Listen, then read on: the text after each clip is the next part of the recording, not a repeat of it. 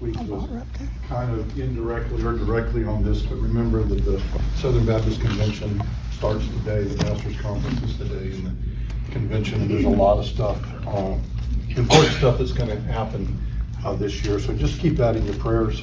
Generally, I think it ends on Wednesday.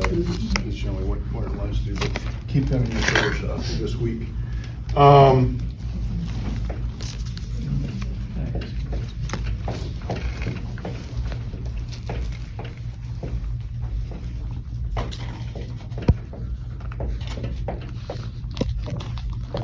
What's that say? God is now here. God is now here, Nowhere. or nowhere. Which is it? You don't know. Interestingly, when you go back and look at the very earliest manuscripts, number one, when Paul wrote the letters, he didn't write out chapters and verses. And when the Old Testament was written, it wasn't written out in chapters and verses. If you go to the very earliest manuscripts, everything was in all caps, and there were no spaces between words. So there could be some, just like there is some ambiguity in this.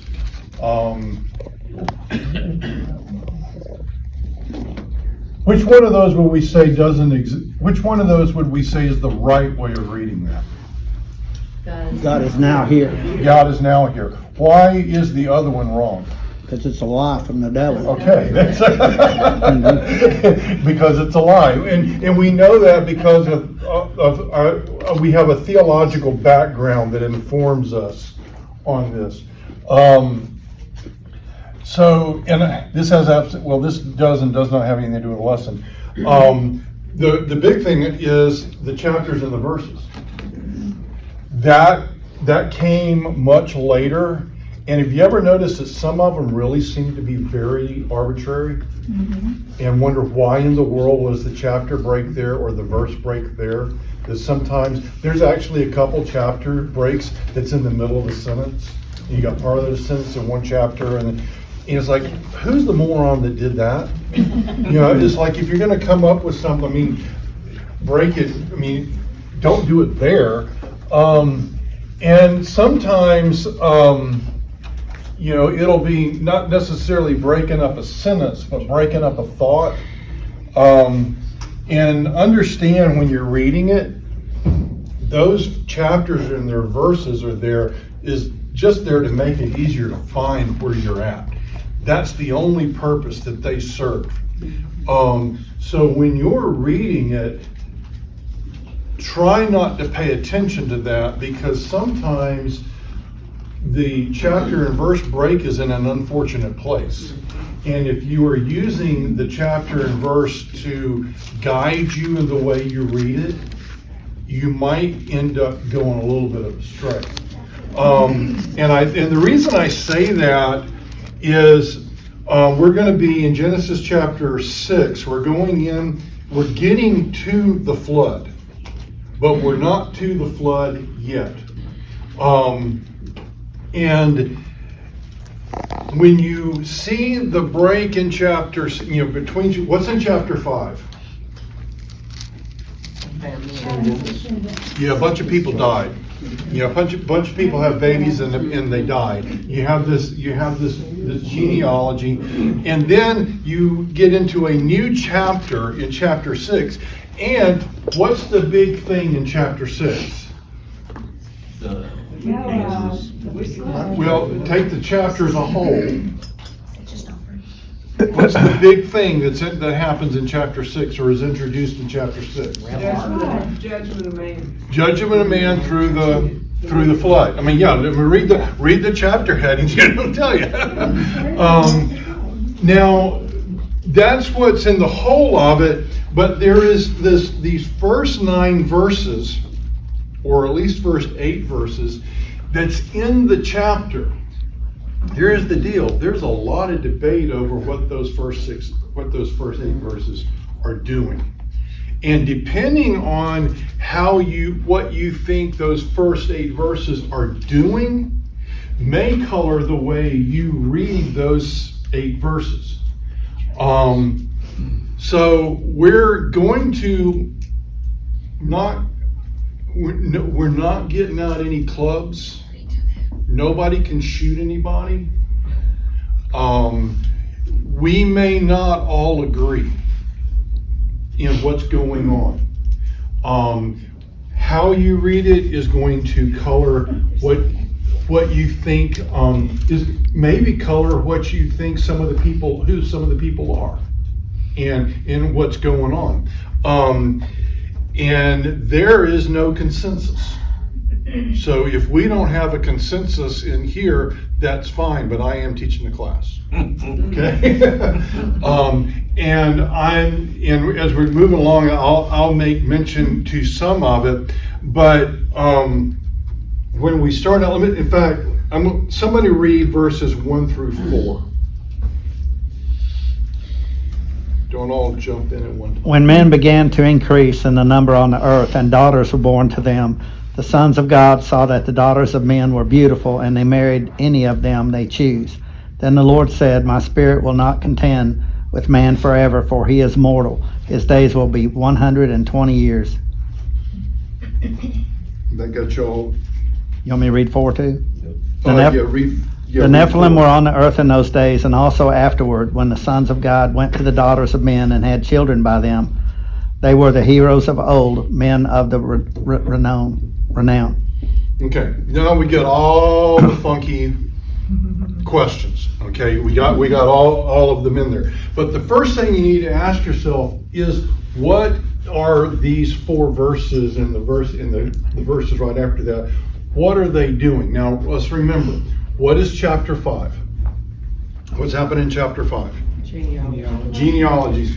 And so what has to happen in order for genealogies to occur? What is a genealogy? Have to birth. You have to have Birth. You have to have babies. You have to have babies, and we know. Okay, let's make some blanket statements here. What is the context in which baby making is supposed to happen? Marriage. Okay. So, and we also know that marriage. Where do we get marriage established? What chapter is that? Number 3. Chapter 3. Is when you get Adam and Eve. It doesn't say that they had a wedding, but I don't know who would have given away the bride. But you have Adam and Eve, and they're together, and then you have Moses' commentary, and there's this is why the man will leave his mother and father and be joined to his what? To his wife. And so the husband and wife are coming together, and there's a command that they're fulfilling when the husband and wife come together, and that is to be what? Be fruitful To be fruitful and multiply. So Adam and Eve say, okay, I vote yes, and they continue that. And see, so you're having a number of things happen in chapter 5. One of them is reiterating the fact that said, after you eat of the fruit of the knowledge of good and evil, what's going to happen? You're gonna die. People are going to die, and we have this thing repeated over and over again. The guy lives for a while, has a kid, lives for a while more, has more kids, and then he does what? Die. He dies. So it's a reinforcement of what God said, but also what are we seeing happening? Did the guy have a kid? Yeah. Did the guy have a kid? No. No. Trick Okay, question. we need to go back and Tried to stop us. yeah. So how did the kid come about? The usual way. The usual way. And from a biblical standpoint, that meant that what did the man have? A wife. A wife. Okay, so what you have in chapter 5 is people getting married and getting busy making babies, and then those babies grow up and do what? The same thing. They get married and they have babies. And you have this issue. Now, then you get into chapter 6. Now, here's the question. Does chapter 6, verses 1 through 4, is it an introduction to the flood, or is it a recap of chapter 5? I think it's a recap. Yeah. There is a huge debate just on that issue. Is it like the prelogue or prologue to the flood, or is it a recap of chapter 5? And depending on what you believe on that, may color how you read what's going on inside of this thing. Let's go into I'm going to read verse 5. The Lord saw the wickedness of man, that the wickedness of man was great in the earth, and that every intention of the thoughts of his heart was only evil continually. Okay, now, is that very clearly attached to the flood? Yes. Yeah, okay. Do you see anything in verses 1 through 4 that talk about the wickedness of men? No. No, you don't. See, I think the prologue for the flood is in verse 5, in explaining why the flood's coming about. And I really think that what's going on in verses 1 through 4 is a recap of what we just saw. But there is debate over that. Okay? But when you look at that, it may color as we're moving along what we think about some of these things. And here's what I'm going to tell you right now. If you say I've always thought or I heard, I'm going to slap you. Uh-oh. Not hard, but I will get the demon out. Okay? That's not a legitimate way of doing biblical study or understanding what the Bible says. What I want to do is let's look at the text and see what the text says. If there are things outside things, and I'll be honest with you, there's some things that you may think the Bible tells you that the Bible doesn't tell you. In this, okay? But I'm going to come at this from the angle of that these verses are a recap of what we are given in chapter 5, okay? And down that mindset. So we have this thing that, like I said, guys are marrying girls, they're getting together, they're getting married, they're having kids, and then those kids are growing up and they're getting together and they're making kids. So, in verse 4, let's get all the characters out there, or some of the characters out there. When man began to multiply on the face of the land, and daughters were born to them, we have the first one, and it's the what? The sons of God. Okay. Now, and it's all caps, right? No, No, it's not. It's not. It's all caps. it's God. It's God. Okay. Remember which Hebrew name for God this is when it's capital G-O-D? Starts with an E? Elohim. Elohim. Which literally means what? Mighty one, strong one. How many Elohims are there out there? Well, trick question. It's one true Elohim. There's only one true Elohim, but how many Elohims are there? 3. Well, that would be still biblical, but from just a generic standpoint, is Baal and Elohim? In the eyes of the people that worship Baal, yeah. Yeah. It's interesting. It's not the sons of Yahweh. That's my big point. It's this generic name for God. Okay. And it could be Baal, it could be Ashtoreth, it could be Buddha. But I'm sorry, if these guys are false, then how can they have sons? Well, we're gonna just wait. Let's get because I want to. Okay, and then we have the sons of God are getting with whom? The pretty women. The pretty women, and does it say it there who they are? The sons of God saw the daughters of man. So we got these two different daughters of man. Okay, interesting that this is the word Adam. So, Which word is? huh? Which word is? Daughters. I mean, no, the daughters of man Man. is Adam. Okay, you have basically two words that we've been introduced thus far that would be translated man, Adam, and Ish. Ish is like a man, a male. Hulk Hogan would be an Ish. And I just dated myself. But this is the daughters of Adam, not talking about necessarily Adam and Eve, but the daughters of mankind. Okay, so we got these two groups, the sons of God. Okay, let's just start the fight. Can I whisper a thought in your ear? Oh, Well, no, not yet. What have you heard? All right, and I will allow this right now. angels. Okay, Evil spirits. angels. Not, fallen not, angels? not the good kind. Not the good kind. Okay, we'll say fallen. Yeah. Put that in there. Okay. Anybody hear anything else? The giants. We're not to the giants yet. Even good angels. Huh? I've heard even good angels. Could be good angels. That is especially in Baptist circles, this is what you hear a lot. Okay.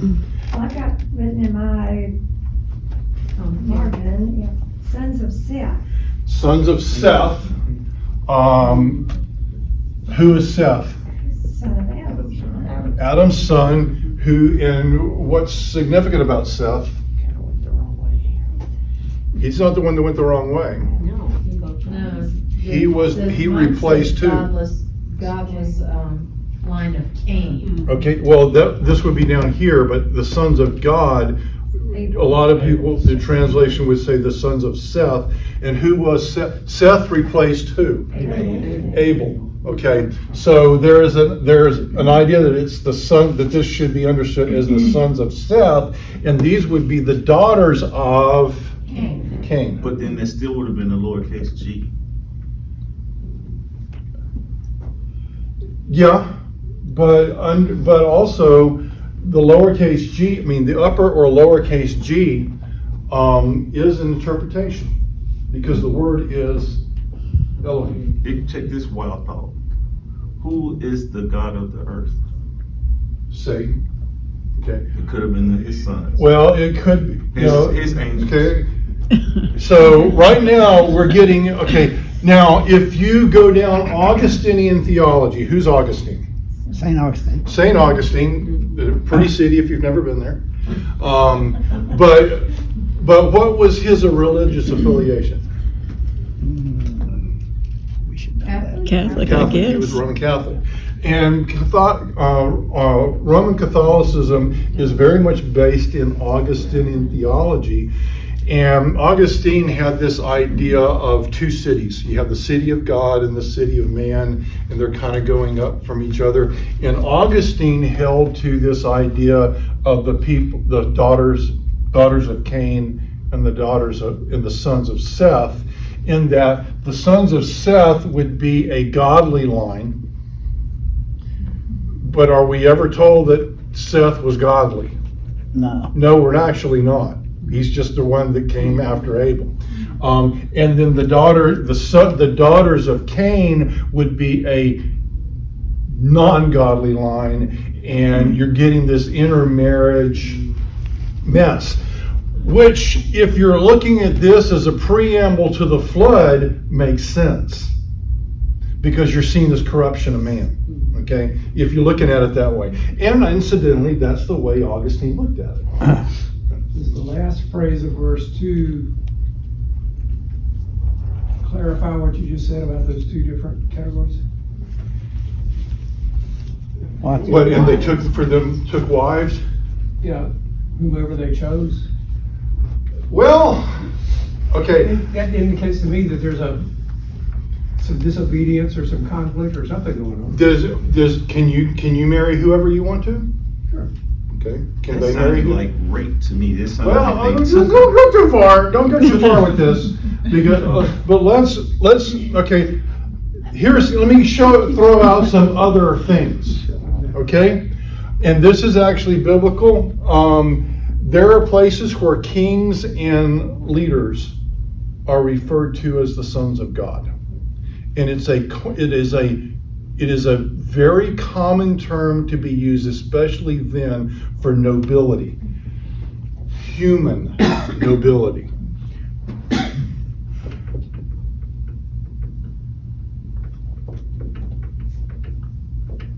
Okay? And this idea is just that the noble people are looking at the commoners and taking them for their wives. Can you rape your wife? Yes, you can, but the connotation is not rape, but a marriage. Okay. The reason. Here- Oh, I'm sorry. Go ahead. The reason I see differently, I see at that time there weren't no kings. How do you know? Okay. Well, it does say they married them. Well, marriage back then So, meant. It could be an arranged marriage or. Well, you couldn't. But there are, in my understanding, marriage meant, for lack of a better word, sex. that was how you finalized the marriage. You know, you consummated the marriage through that. And so when it says biblically, take, and but do you take your wife's hand in marriage? I'm looking in the context of force. Okay? All of this, what you're saying is going down a bad line that would lay a context for the flood. Okay? Because there was a consequence to the taking of these wives, with them being put in chains or whatever. And so if there's a consequence, But there's no change mentioned. I mean, the son, those I'm gonna mess whatever. with you. Yeah, I think the second half of verse 5, where it says, and that every inclination of the thoughts of his heart was only evil at the time. So that's God saying most all of them. But we're not evil. there. Okay, that's verse 5. Right, in verse 5. Okay, and like I said, I think that verse 5 is your foundation for the flood. Yes. My thought. Like, Me too. you don't think it means most all those were evil? No, I don't. I'm sorry, what did you say, Dan? I said, to me, it seems like it's implying to me that that the group of people he's talking about here, that Nephilim and all those fallen angels, whatever you want to call them, that they all had evil hearts, because it's saying Go back to that chapter 3. the heart was only evil at that time. Yeah, If those guys were kings and noble people, their children would have been regular. They wouldn't have been having Nephilim. okay, okay, Giants. okay. and- But no, okay, since we're there, we're gonna jump ahead, that's verse 4. Notice what verse 4 says and what it doesn't say. Verse 4 says, the Nephilim were on the earth in those days. And also afterwards, okay? And so, while the sons of God were getting with the daughters of man, who were on the earth? The giants. Does it say that the New York Giants came from them? No. No, it does not. No. New York Giants. Huh? It's obvious.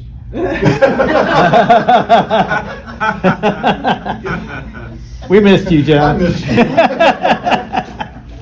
Well, notice, okay, and this is an assumption. I mean, this is an assumption, which we make that, okay, and here's how it goes. Fallen angels came down to earth and saw human girls and liked them. and had sex with them and produced the Nephilim, produced the giants. Is that what the text says? No. It is not what the text says. It says that the Nephilim were there while babies were being made. And the Nephilim were there after, okay? And the implication that the after is after the flood, but even that is an assumption, okay? But the thing is, the Nephilim, nowhere does it say the Nephilim are the offspring of anybody. Okay, that's some, but that is a common thing that you hear. Okay, Can I say one more thing about the sons of God? sure. I've also heard that they were believers of God. Mhm. They were- And this they would were be the believers idea of God that- of the holy offspring of Seth. Yeah, that they were believers, and then they were intermarrying with non-believers. But is one also, idea. on that same token, Satan and his fallen angels believe in God. Believe in God. Yep. Now That's a let's difference. let me let's play with this a little bit. Okay, what does Jesus say about angels? What do they not do? What do angels not do? They don't get They don't get married, and by implication, they don't have what? Children. So how is it that an angel could impregnate a human woman? That is, if you hold this argument, that's what they say. Do what is that? That angels took on human form, Man form. okay? And then they were able to impregnate them. Okay, does it say that in the text? No. Does it say it anywhere in the Bible? No. No, it does not. It is an assumption, and I'll tell you where it comes from. It comes from the book of Enoch. Which is a Okay, book we don't out of the have. apocryphal, out of the Yeah. apocryphal books. Okay, I don't think it's angels. Okay, is there a spiritual being that did take human form? Yes, Jesus. Yeah, Jesus. Jesus did. Okay, and he did for a purpose, for a reason. Okay, I don't think it's angels because this is not what angels do. Okay, the line of Seth and Cain, it doesn't say that. It doesn't really say that in the text. Somebody flip over to Matthew chapter 24 and read verses I 37. got one more slight. Well, you said that's not what angels do, correct? Well, initially, angels don't try to fight against God either. But they can. But if they're not made, if they don't have the parts, Right, but No. they no, weren't. It says Satan turned himself into a dragon, right? no. So No. It's causing the dragon. when he was about to fight, and right before he was thrown out. It's not in the Bible. It might be in apocryphal books. I'm gonna stop reading. Anybody got to Matthew Yeah. Okay. we're- 24 what? 24, 37 through 39? And it was, as it was in the days of Noah, so it will be at the coming of the Son of Man. For in the days before the flood, people were eating and drinking, marrying and giving in marriage, up to the day Noah entered the ark. And What? they knew- Okay, go. Stop. And they knew nothing about what would happen until the flood came and took them all away. That is how it will be at the coming of the Son of Man. Okay, so he said, Jesus is saying when he comes back, what are people are going to be doing? Having a good time. Living like they've been living. Living life. And he says it's going to be just like in the days of Noah. In the days of Noah, before the flood, what were they doing?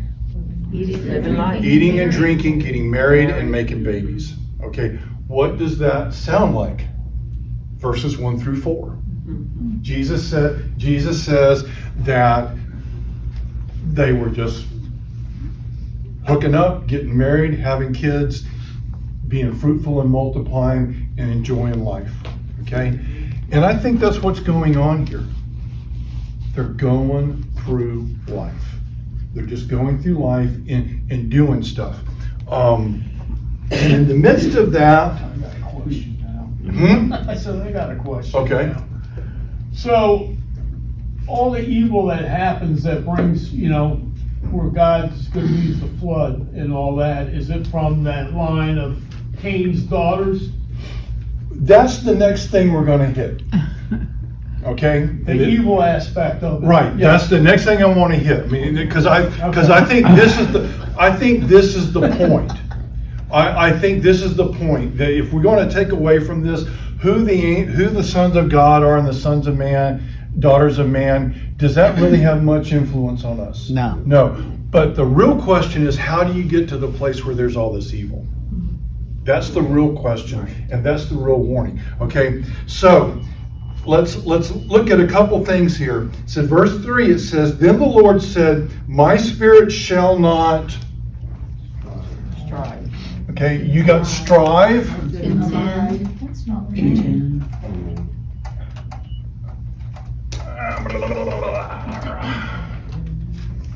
Okay, we got strive, Contend. contend. Put a T in strive. That looks like swivel. I love you guys. I know what you mean. Strive, contend. Anybody got anything else? Abide. Okay, what does strive or contend mean? Put up with. To put up with, to argue, to be in conflict with. What does the word abide mean? To be in harmony with. To be in harmony with, to be in communion with. Right. Okay, it's one of the things that we're to abide in Christ, that Christ abides in us. Okay, it's interesting that both of these translations are possible. The semantic range goes from opposite to opposite. Okay, I would not replace the word of strive with abide. And I would not replace abide with strive, okay? So, this comes to another interpretation. He says, I will not strive or contend for man forever. His days will be 120, okay? If you believe that this is introducing the flood, most people would argue that that God is establishing a countdown of 120 years until the flood will come. Okay? That's one. If you believe that this is a recap of chapter 5, you look at it a little different. And you don't believe that it's a countdown, but it's a lifespan. That's what And God says that man will have no more years than 120. Okay? And so if God, I'm not going to abide with man forever. So, okay, we got man.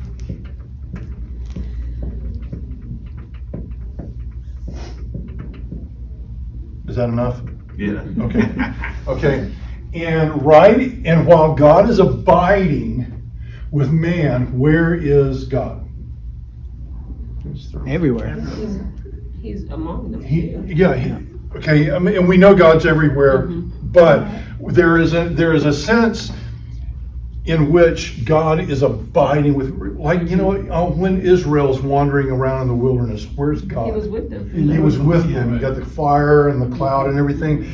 And if he's abiding with man, and he says, I'm not going to abide with him in man anymore, where is God while he's abiding? With them. With them. Okay? And when he stops abiding, where is he? Probably on his throne. On his throne. We know he's everywhere, but there is an abiding presence that's taken away. And then now God's up here. Okay? And when he leaves them, what's going to happen to them? Oh, they're gonna get evil. They're gonna get evil. But how long was Adam and Eve supposed to live? Forever, but they Forever. died. Okay, but they will die, and we know that Adam lives for a long time. But what happens after we had this genealogy? How long do those people live? 500 some years, 900 900 is a long time. And then after the flood, what starts happening? They start dying. They start dying sooner, and we get to Moses, How long did Moses live? 120 years. 120 years. You have this slow degradation moving down towards Moses. So was long life something that was inherent in man? Yes. At one time. Well, Was it inherent in man, He was or was it? so it was given to It was given to them, and they enjoyed it when God was doing what? With Abiding. And when God no longer abided, you see the slow degradation. Okay. Do you think one day they woke up and say, "Hey, I wonder where God is"? No, No. What were they doing? just living. They were just living. Okay. Is that introduction of free will at that point? Well, free will, goes all the way back in the garden. Adam and Eve, yeah. But but the thing is, Jesus left, or God left the house, and they're still having the house party. Okay. Remember when in the book of Judges, a guy by the name of Samson. Oh, yeah. Okay. And what was so special about Samson? Super strength. Super strong, Long hair. long hair. Not a good judge of women. Right. Yeah, not such a good judge of women. And Samson tells Delilah where his strength, Samson tells Delilah where he thinks his strength comes from. Yeah. Right. And where does he think his strength comes from? Well, he lied to her about 3 times. Well, yeah, but once he finally is getting honest, what does he say? His long He hair. says his long hair. And then he cuts off the hair, or she cuts off his hair. And then says, "Samson, Samson, wake up, the Philistines are here." And he runs out to attack them. But you know what it says? Say it louder. God was not with them. God was not with him, and he what? Lost his strength. He did not know it. Oh. Huh. It wasn't because the hair was cut that he lost his strength. It was because of what? God was not with him that he lost his Didn't strength. God tell him not to ever cut his hair? Well, he'd taken a Nazarite vow. Being disobedient. Told his Yeah, parents that. he I mean, had, what was he, a Jez? he was a Nazarite. He was a Nazarite from birth, which one, he broke every aspect of the Nazarite vow. Right, of that oath. Right. You were never to cut your hair. Right. You were never to touch anything that was dead. And I think there's a third one. I don't remember what it is, but he broke every aspect of that. He thought it was all about him, but it's really all about God. But the key thing is there, he jumps up to go fight the Philistines, thinking that he's all that, but he had no strength, not because his hair was cut, but because what? God had left him. Okay, what's happened here? God says, "I'm not going to abide with man anymore. I'm going to leave." And that inherent longevity goes with it. Okay? Something that they had, something that they took for granted, they thought it was theirs. Whose was it really? It was God's. You got anything that you take for granted that you think is yours? Well, like your body. Your body's not your body. Yeah. I can't do just anything I want to with this body. What about your salvation?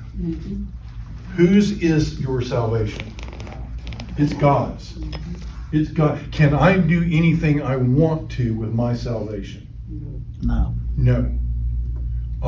Whose church is this? God's. How do we act most of the time? Like it's ours. Like it's our church. He's like, "No, it's not your church. It's his church."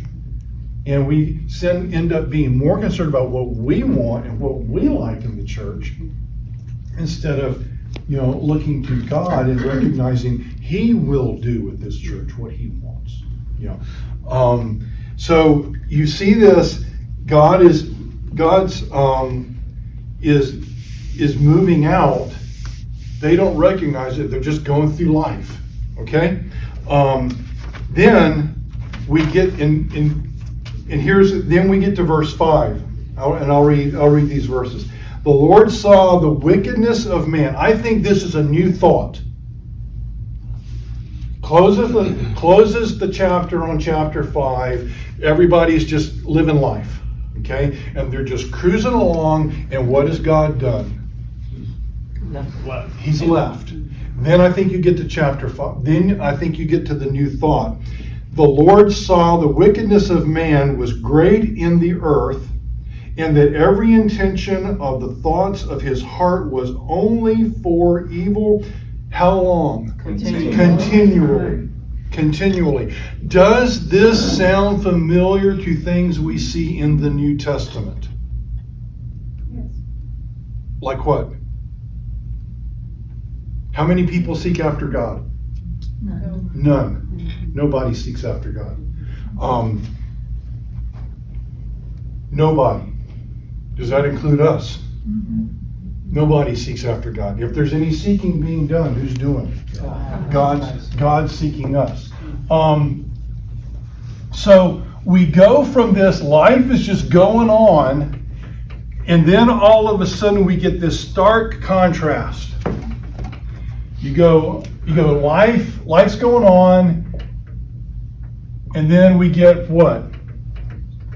Evil. And how, what does it say? He says, "I saw the wickedness of man in how, what was it? It was great in the earth." So it was great evil. What else does it say? Their thoughts. Evil thoughts. Continually.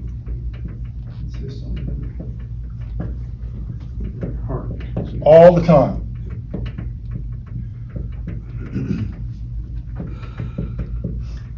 Okay. Do you think that sequence up until then from Adam and Eve, that was just a slow turning away from God Let's think of, yeah. over a period of time? Yeah. Okay, how many generations are listed in Quite a chapter few. 4? Huh? Not a much, not really Well, a bunch. 10. 10 generations. 100 years. Now, it's a lot more than 100 years, It's 100 because times you remember, we 10. got people living a long time. Yeah. But it's only 10 generations. So we go from Adam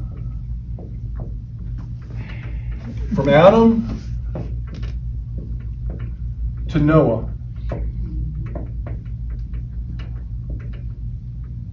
10 generations.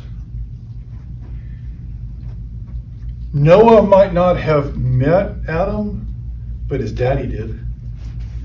Or his daddy was a contemporary of Adam. In 10 generations, they went from walking in the garden in fellowship with God. Even after God cast them out of the garden, Adam is living in faith. He calls his wife Eve. That's a statement of faith. You go in 10 generations, you go from Adam to what? All of the earth is filled with evil. All their thoughts are for what? Evil. How often? All the time. Do you? You've already said it. It doesn't sound like this was I'm going to just snub my nose and raise my fist against God. It sounds like it's just a slow drift. Like where we are today. Yeah. 3 or 4 generations. And when you think about it, it didn't take long. No. It's a long period of time, but when you look at it generationally, Yeah. it's a very short period of time. How do you eat an elephant? One bite at a time. One bite at a time. And I think this is what you're seeing, is you're just seeing a slow fade. Okay? They took it for granted. They took that God was going to be there for granted. They took that God was going to put it in New Testament terms. It'll be okay, God will forgive me. It's not really that bad. It's not that big of a deal. Everybody's doing it. And is just a slow fade. I was in seminary, graduated in 2006. We were in Powellsville for 4 years. Yeah. So right around 2002, we were living on campus at seminary, and I worked at Sears. I was a tool salesman in Sears tool department. That's why I got some cool tools. Those are the good old days. One of the guys working in lawn and garden was, and I'll tell you the denomination. He was a United Methodist pastor, bivocational, and we Baptist and Methodist can sometimes don't get along so well. But we were nice and stuff. But we were talking one day, and I remember we were talking about the issue. Well, just how culture affects the church. And something came up about extramarital relationships and guys and girls playing house without a ring and without a wedding and everything. And this United Methodist pastor said, you know, everybody, that's something we've already conceded. We're not even fighting that anymore. What happened last year or was it 2 years ago in the United Methodist Convention? Split up, didn't They split. You know, what were they not contending over then? Homosexuality. Ordaining, practicing homosexuals in the denomination and all of these other things. It started at one place because everybody's doing it, and look where in just 20 years where it's become. You just got this slow slide. Okay. Good. Now we got to wrap this up, put a bow on. The Lord saw that the wickedness of man was great in the earth, and that every intention of the thoughts of his heart was only for evil, and the Lord was sorry. We're not going to go down that road, but sometimes I want to ask myself or make sure I don't want God to be sorry He made me. He was sorry that He had made man on the earth, and it grieved Him in His heart. So the Lord said, I will blot out man whom I have created from the face of the land, man and animals and creeping things and birds of the heavens, for I am sorry that I have made them. Verse 8. But Noah did what? Found favor. He found favor in the eyes of the Lord, okay? There's a lot of power in that word "but" there. There's a whole lot of, pay attention to the buts in the Bible, okay? There's a lot of power in that, but let's unpack this just a little bit, okay? Noah did what? Found favor.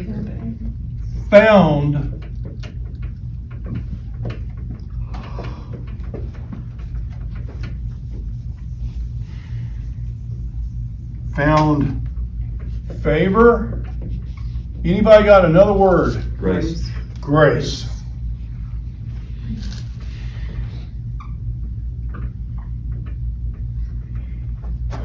What does the word found imply? He was looking for him. Searching it. He went searching. He may, Stumbled upon. could have stumbled upon, could have gone searching for, but I think Noah always abided with God. well, listen, don't jump ahead. Uh, We got 10 minutes. We got 10 minutes. But what does it imply? He didn't have it. It wasn't his. His faith. He found it. He found it, and he found favor or grace. What's the act? What will we say grace stands for? God's riches in Christ's expense. God's riches at Christ's expense. That means it's something that he didn't merit or did not deserve. God did not show Noah grace because Noah deserved it. If he deserved it, would it have been grace? No. It would have been something owed. Okay? So he found it. So is Noah got issues himself? Yes. Yes, he does. But he found favor in the eyes of the Lord. Then it says in verse 9, it says, these are the generations of Noah. Noah was a righteous man, blameless in his generation, period. Noah walked with God. Does that sound familiar? Yeah. Whom? Well, Adam, it was Adam and Eve in the garden, but what about in chapter 5? Enoch. Enoch. Enoch was and then he was not because God took him because Enoch did what? Walked with God. And now you got somebody else doing what? Walking with God. Not like an Egyptian. I loved that song. It's a great song.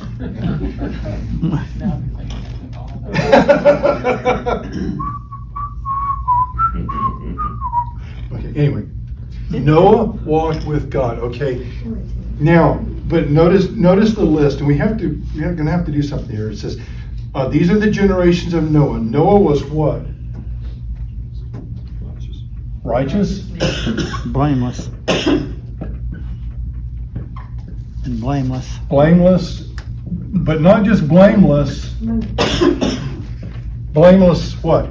In his generation. Yeah, among his people. Yeah, among his people. Of his Was time. he blameless before God? No. No.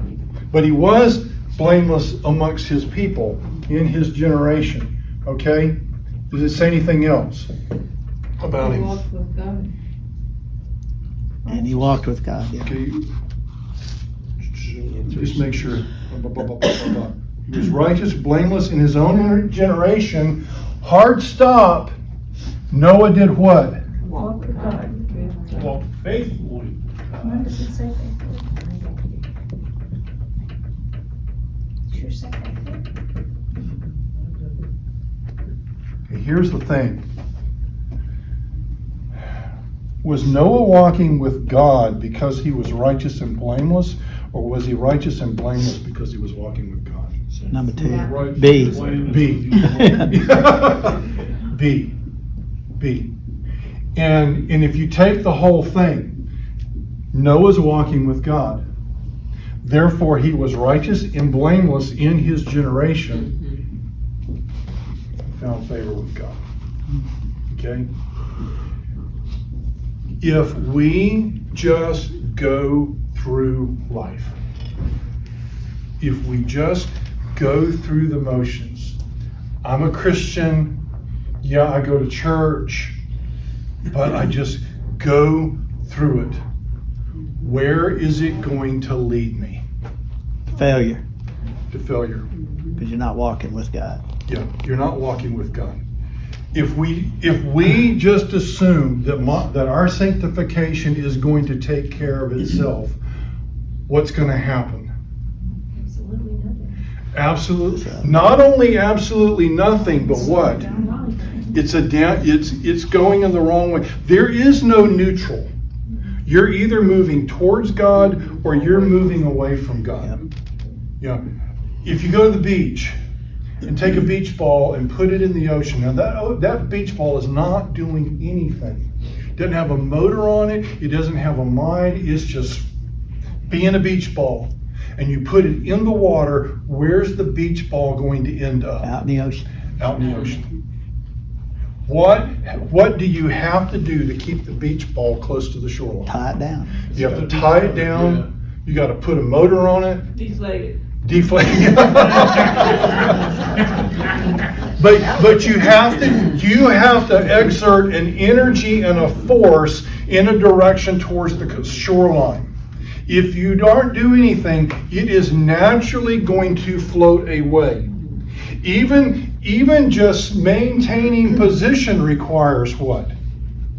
Energy, yeah. It takes an energy and a force just to maintain position because the tide and everything is constantly pulling you away from the shoreline. Okay, now think about it. In the same way in relationship with God, what I mean, which way is the natural tendency always? Pull us away from it. Always. Our tendency is always to go away from God. If I think that I'm just being neutral and staying neutral in my relationship with God, what am I really doing? Lying to yourself. I'm lying to myself, but I'm actually moving away from God. I'm actually moving away. The only way that we can stay in fellowship with Him is to actively pursue that relationship with Him. And that's what Noah's doing. He's actively pursuing a relationship. He is walking with God. And as such, in his generation, he's blameless. That walking with God is producing blamelessness. That walking with God is producing righteousness. And he's receiving, experiencing that favor. And in this case, as we move along with this, and when we hit it next week, because Noah is walking with God, what does Noah find out? The heart of God. Well, not in the context. He finds out, yeah. He finds out about the flood. He finds out he needs to build a boat. He finds out what rain is. He finds out what rain is. It never rained. It had never rained before. We're going to kick all of that around, but so you go back to, why do we get to this place where there's wickedness and evil in the whole world and is completely infiltrated everything? Is because everybody's just cruising along. And we all can get in that situation so easily. We can assume that we're spiritual, or that we're doing this, but we're really neglecting everything. And where we think we're here. Yeah, I think your key statement is we need to always be pursuing God. Yeah. You need to always be in His Word. Yeah. Walking with Him, and taking it. God, what are you telling me? What are you telling me here? Walking through each day, bringing everything to Him, communicating, talking to, listening, Building a relationship. Study is not building a relationship. Study is just knowledge. Right. Relationship is personal. Yeah. Well, if you never talk to your wife, you're not building a relationship. Right. Exactly. It's like the woman that says, "You ever wondered why I hadn't talked with you in 3 days?" And he just said, "Can you give me 2 more?" You're not building a relationship. Well, and the thing is, the study. I can tell you some of the driest times that I've had was in seminary. I'm reading the Bible all the time, but it was for academic.